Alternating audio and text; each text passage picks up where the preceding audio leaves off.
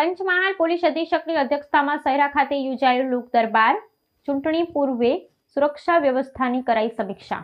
પંચમહાલ જિલ્લાના શહેરા પોલીસ મથક ખાતે જિલ્લા પોલીસ અધિક્ષક ડોક્ટર હરેશભાઈ દુધાતની અધ્યક્ષતામાં એક વિશેષ લોક દરબારનું આયોજન કરવામાં આવ્યું હતું। આગામી લોકસભા ચૂંટણીના સંદર્ભમાં કાયદો અને વ્યવસ્થાની સ્થિતિ સુદૃઢ કરવાના હેતુથી યોજાયેલા કાર્યક્રમમાં સ્થાનિક અગ્રણીઓ અને નાગરિકો મોટી સંખ્યામાં ઉપસ્થિત રહ્યા હતા। આ બેઠકનો મુખ્ય ઉદ્દેશ્ય ચૂંટણી પ્રક્રિયા દરમિયાન શાંતિપૂર્ણ વાતાવરણ જાળવવા માટે પોલીસ અને જનતા વચ્ચે સંકલન સાધવાનો રહ્યો હતો। મુખ્ય વિગતો મુજબ પોલીસ અધિક્ષકે ઉપસ્થિત જનમેદનીને સંબોધતા જણાવ્યું હતું કે નિર્ભય અને નિષ્પક્ષ મતદાન એ લોકશાહીનો પાયો છે। તેમણે અસામાજિક તત્વો વિરુદ્ધ કડક કાર્યવાહીની ખાતરી આપતા નાગરિકોને કોઈપણ ભય કે લાલચ વગર મતાધિકારનો ઉપયોગ કરવા પ્રોત્સાહિત કર્યા હતા।